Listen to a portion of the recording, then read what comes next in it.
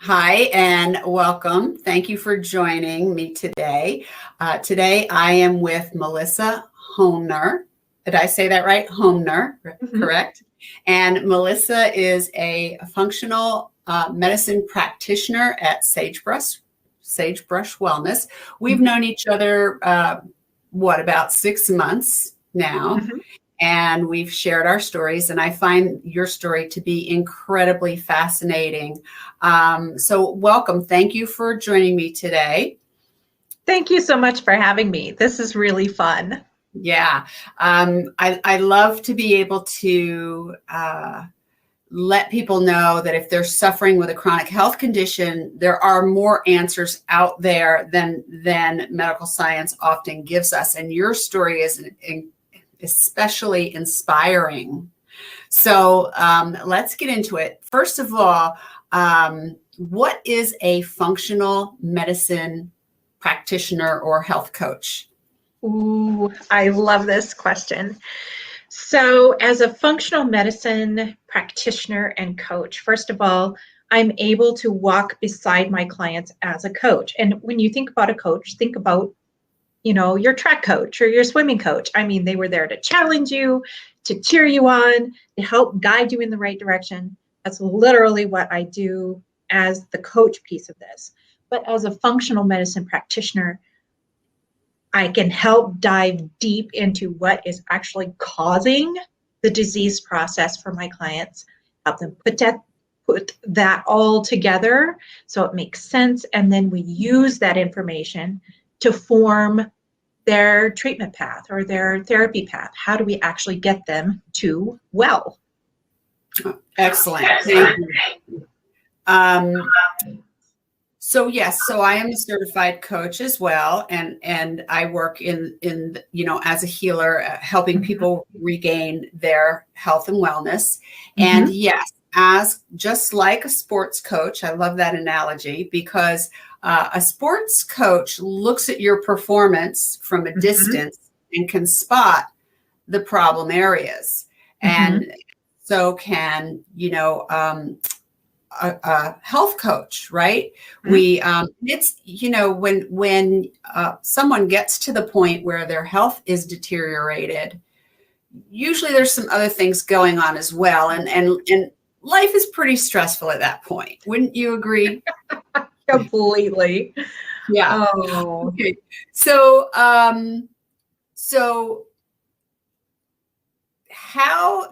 let me ask you, because this is a topic that's near and dear to my heart. How do you define a healer? Oh, I love that question. And as a kind of a precursor, it took me a long time before I would actually consider myself a healer, right? So to me, a healer is someone who uses everything that they know, everything that they are, everything that they can channel to really support this person, the client that they're working with, towards their expressed goals of wellness. I don't know how else to say that, but it's using everything that we contain in this container to really support this precious person that we're working with to achieve what they are heading for as far as their wellness goal. I love that answer. And so I would just like to play off on that a little bit.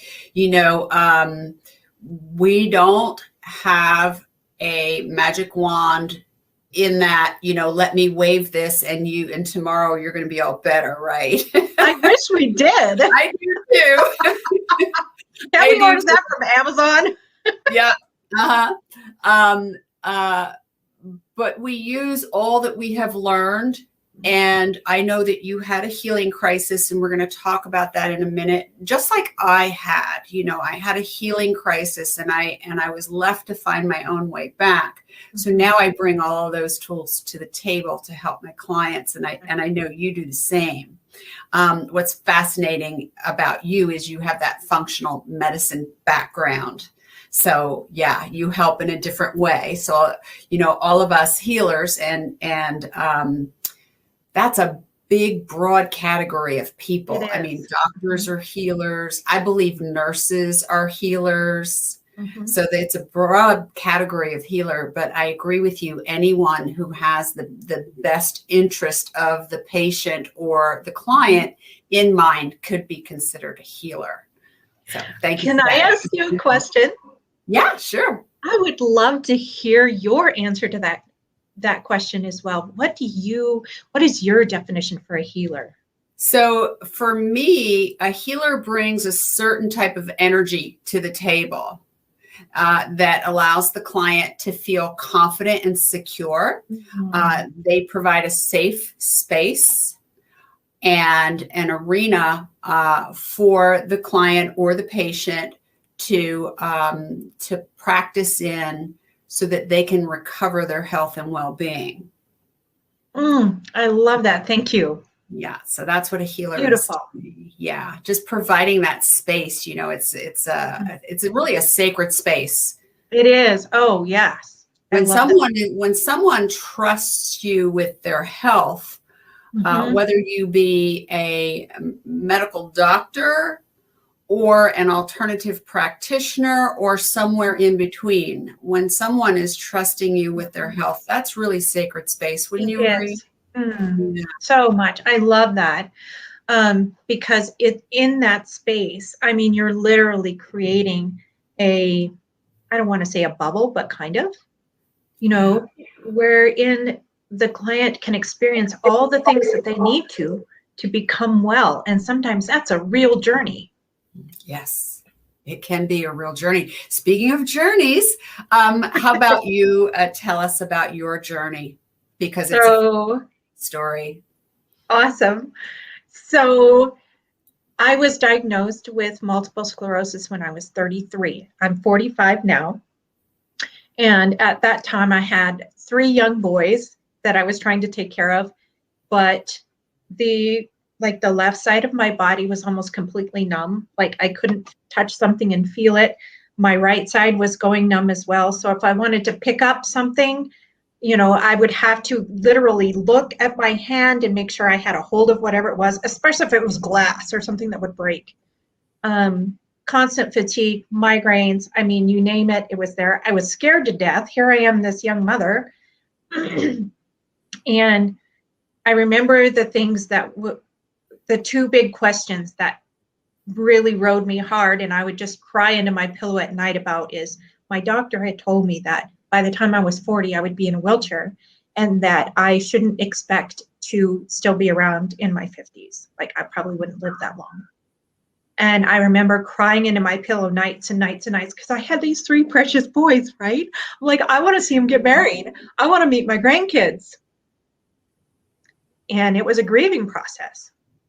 So thank goodness that didn't all happen. And as time and, well, you know what this means, as things would come into my life, and I really feel like the universe had my back and still does have my back, because things would come in and people would come in, and I found a practitioner who uses the same principles I do, helped me start turning this around for myself and really started addressing what was driving the disease process in my body. And I started getting better. And it took about 2.5 years for the last symptom to fall away. And I get to live normal. I mean, I have no MS symptoms anymore. And I was never in all this process of, diagnosing. I'd been to doctors and had tests and been poked, and I had about 10 years worth of it, trying to figure out what was going on. And not one person ever said, oh, you just might be able to get better from this. I didn't know that there was a chance that I could get better. And so now when I tell my story to people, I'm just like, please hold on to the hope piece. Please don't ever give up on your body's ability to heal and your personal ability to become well. And I can sense and I can see how much emotion that is bringing up. Sorry. No, it's fine. it makes me want to, I had my own journey and I know what it's like. So one of my big pet peeves with the Western medicine, or with any practitioner, really, not just Western medicine, is what I call the planting of seeds. So, telling you, go home and get your affairs in order, things like that. Just stealing every ounce of hope, every ounce of hope. And I understand that they do that based on statistics. So, for instance, when my mother was diagnosed with cancer, they told her she only had 6 months based on statistics and what they typically see. But in her case, and same for a lot of people, that seed gets planted and then it grows. And so in her case, it was a self-fulfilling prophecy. 6 months later, she's gone. So I like to plant the positive seeds. And so you just planted a great big seed of hope. I hope so. And so for me, first of all, and I was just telling this story recently. First of all, it took me 2 years to get a diagnosis. Okay, so just imagine. Name the diet. Took 2 years. You're sick, and you're going from doctor to doctor to doctor, and nobody can figure out what's wrong with you, and you have no diagnosis, right? And the relief that you get when you finally get a diagnosis, because now you have something you can deal with. You have something tangible. There's a name to it. And then I spent another 5 years, total of 7 years, giving medical science everything, in the hopes that they would get me well, and it didn't happen. So finally, like you, I kept searching for answers and decided that I needed to take matters into my own hands if I wanted to get well. And I did. I've been recovered for 21 years. Proud of you, girl. Thank you. I hardly ever get sick, and you probably the same, because now you know how to take care of yourself, right? Exactly. You know how to listen to those signs. Symptoms are the messenger. Wouldn't you agree? Completely. Yeah. So thank you for sharing that touching story. And so your boys must be pretty big by now. Yes, they are. I only have one teenager left. So, Well, I think some people would say, thank God. Oh, gosh, I loved it. They're so much fun. Good. Excellent. Keeps you young or makes you old. I don't know.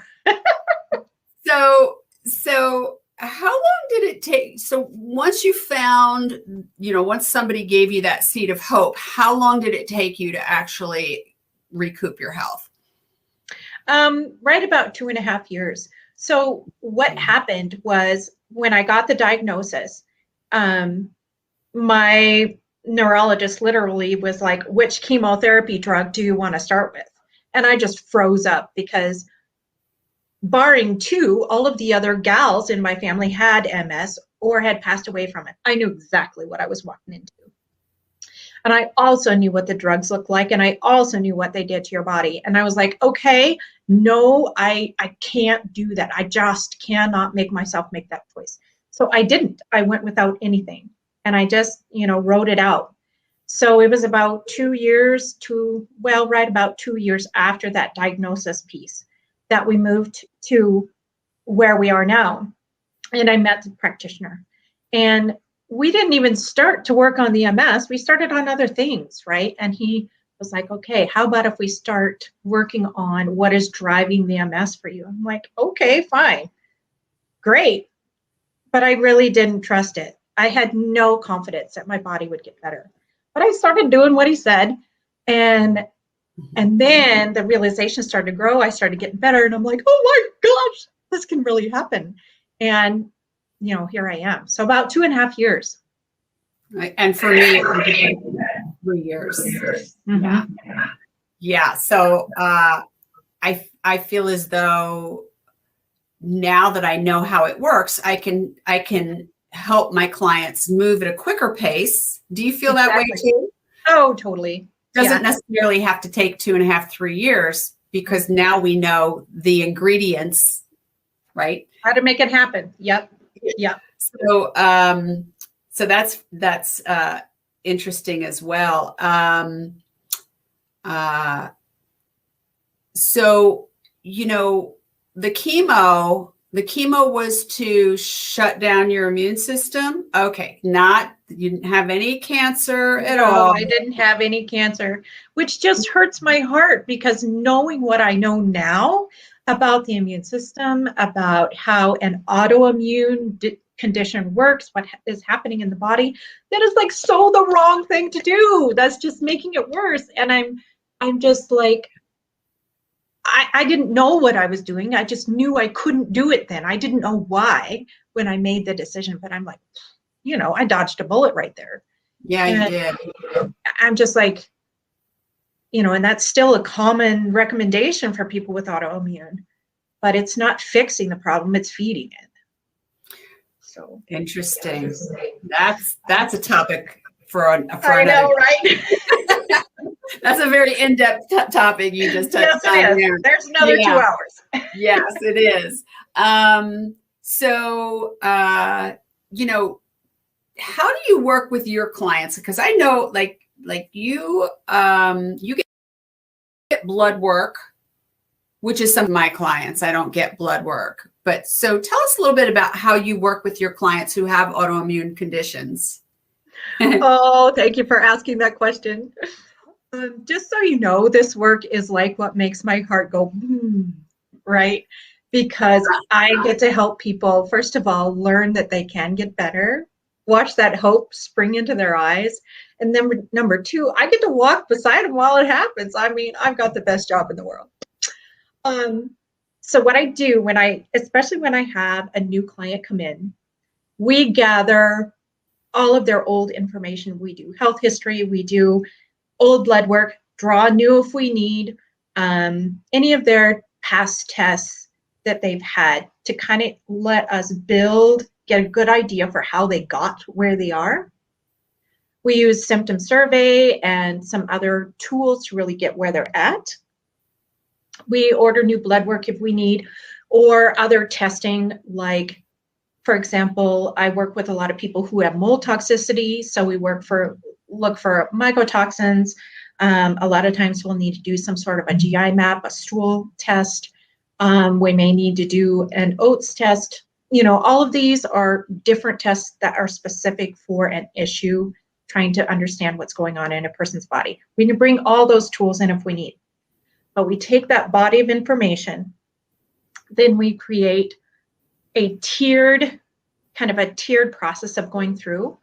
But I'll tell you this, we can create the best wellness trajectory path.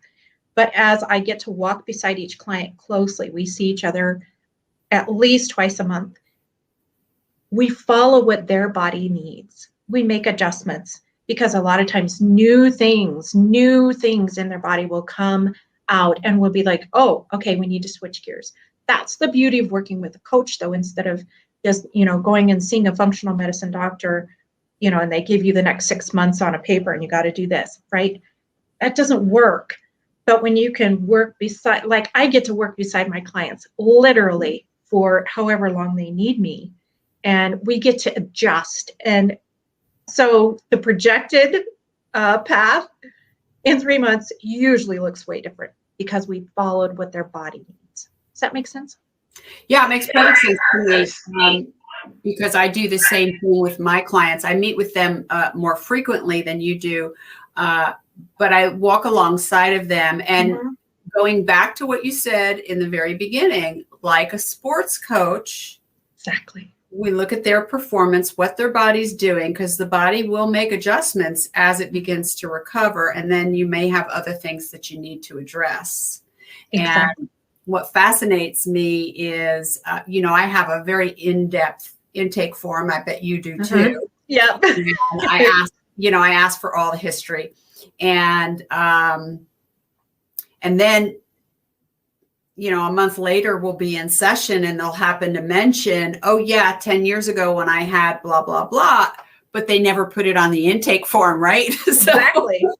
And so then it's like, okay, so what else did you have that you didn't put on the form? People forget, they just forget. That's kind of like it's in the past and it's forgotten, but it all kind of plays in. It can potentially play into the current condition. Wouldn't you agree? Exactly. Yeah. Oh, completely. Yeah. Yeah. So I'm also guessing, like me, your clients, some recover more quickly than others. Mm-hmm. Yep. The timeline is always different. And that's one of the things when I'm setting up with a client and we're really setting expectations, because I like to do that. Yeah. Is that the time that their body needs for their recovery journey is going to be different than Joe Schmo down the road. Right. Or it might take longer, or it might be quicker than Susie down on this street. So don't compare their healing journey with someone else's, because we really don't know what that healing journey looked like for Susie or for Joe. Right. So really being able to set expectations around the length of time that it's going to take. Yeah. Yeah. Excellent. I do that as well, because we just never know, So do you find that when you're starting to work with a client that it really helps for them to get clarity on where they want to go, like a goal, or how they want to feel? Absolutely. I was having that conversation with a client earlier today, because what will often happen, and I bet this happens to you as well, when you ask the client their goal, they will give you an entire sheet of what they don't want. Okay. Yeah. And that's just, it's not the same. It's easier. Well, I know I don't want to be sick any longer. And I know, I don't want this cancer or whatever it might be.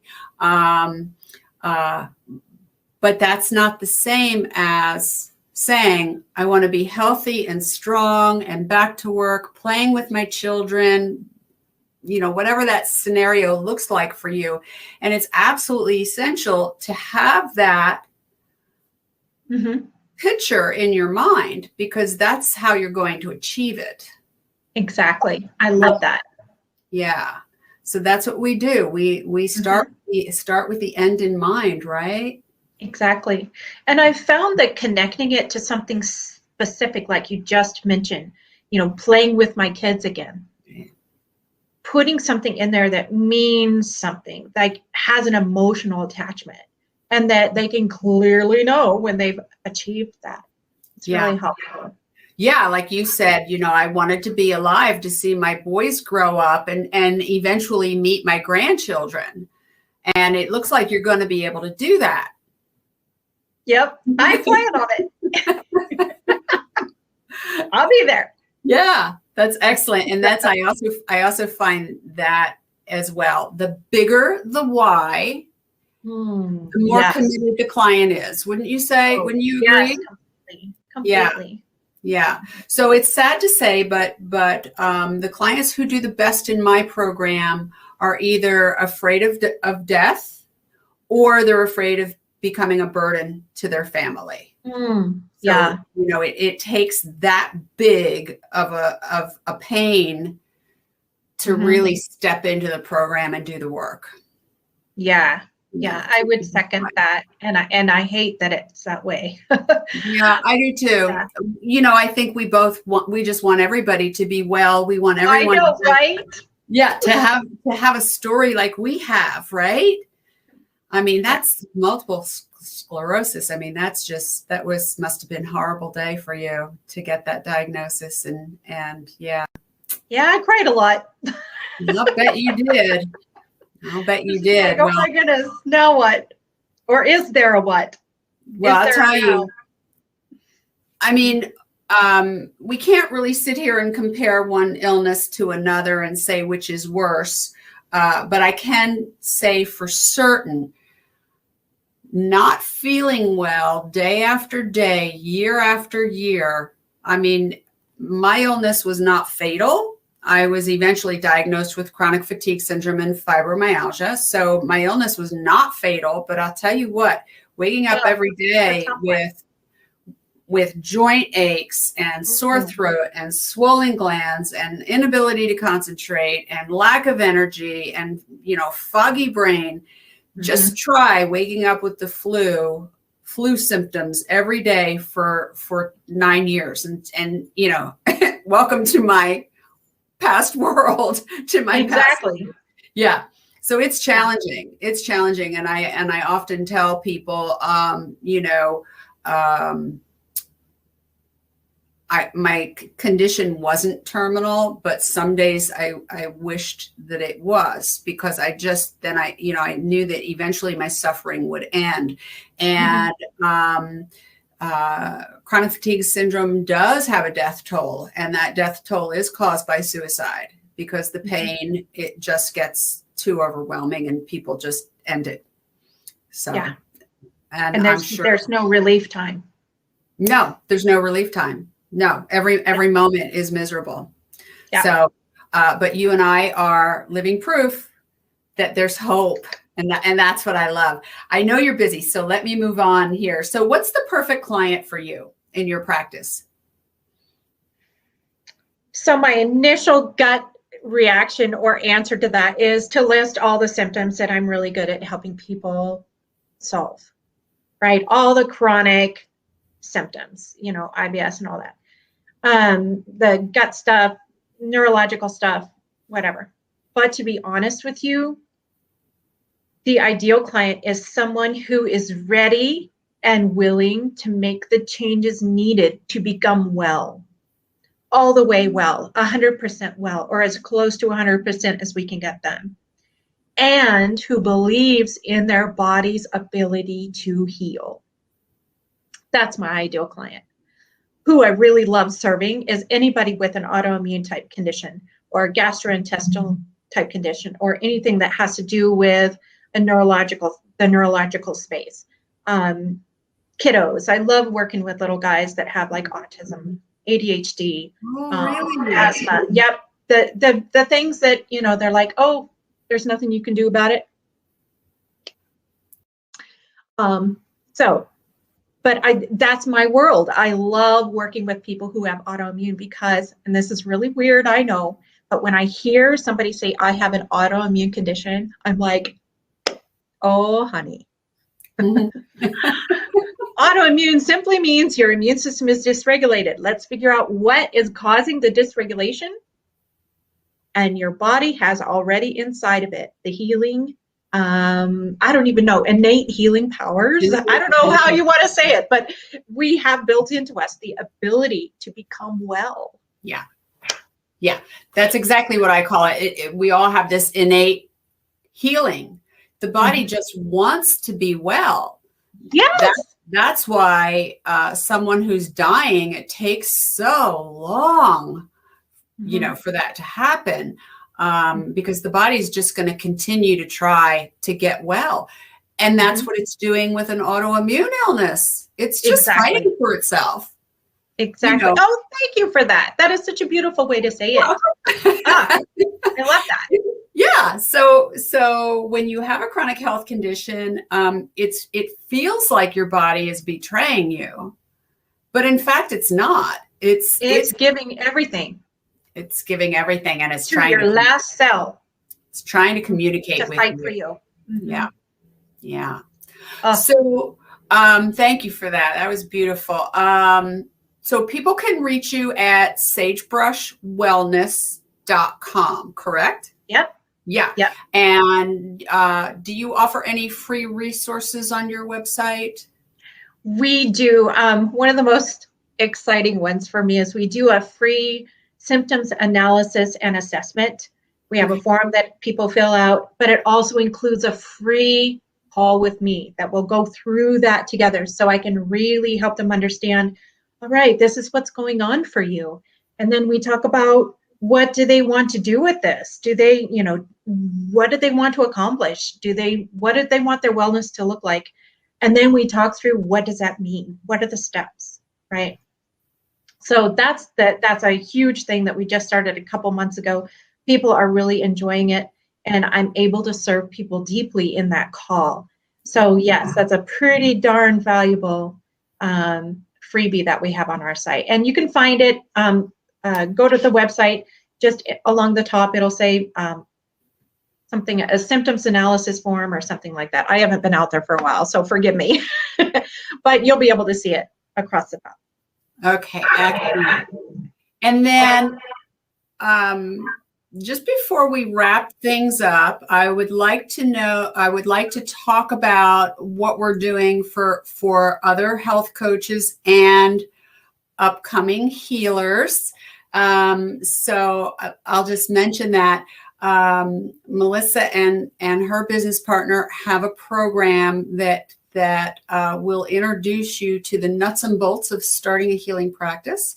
And I have a program that will get your mindset in the right spot.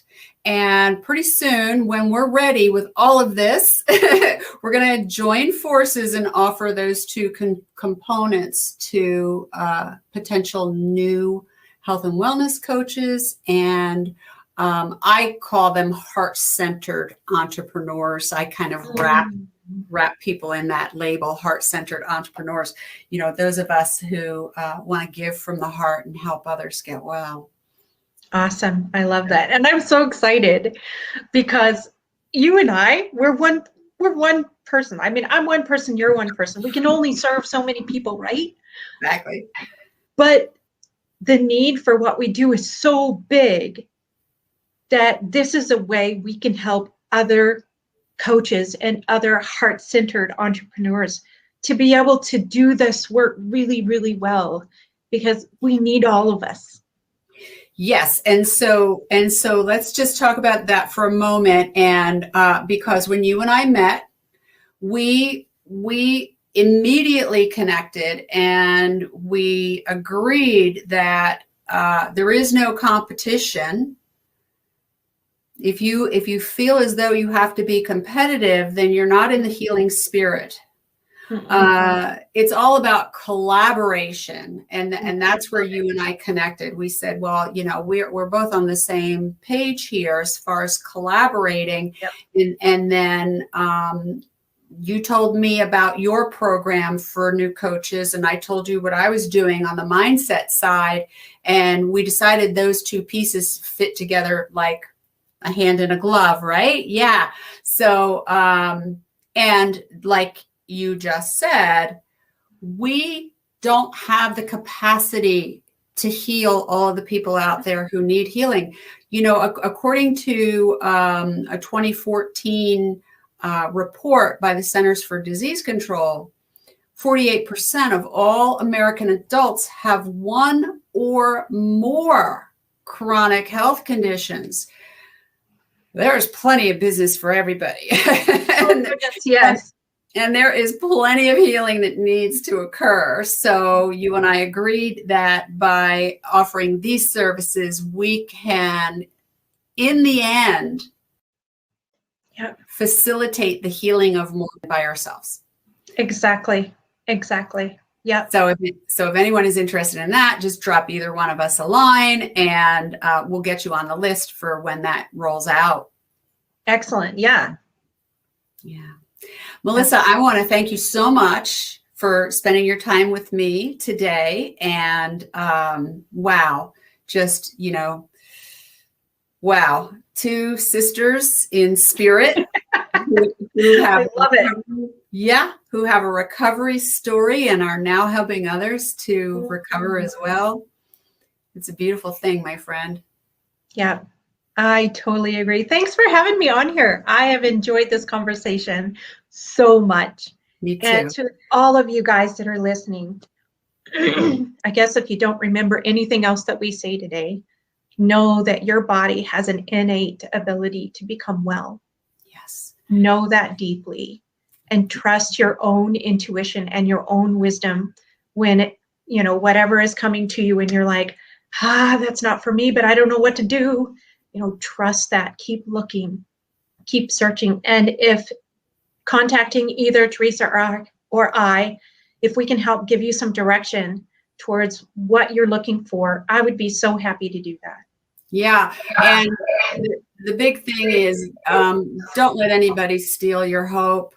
Don't, if those seeds get planted, do not water them. Okay. Rip them out immediately. Visit your website, visit my website, take advantage of the free resources that are out there. Look for and listen to videos like this that will restore your hope that you can get well, because you can. We are living proof of that. Exactly. Yeah. All right, let's wrap it up for today, and let's try to do this again sometime. Yay! And, yeah. All right, everybody. Thanks for joining us. We'll talk again soon. Take care. Bye. Thanks, Teresa.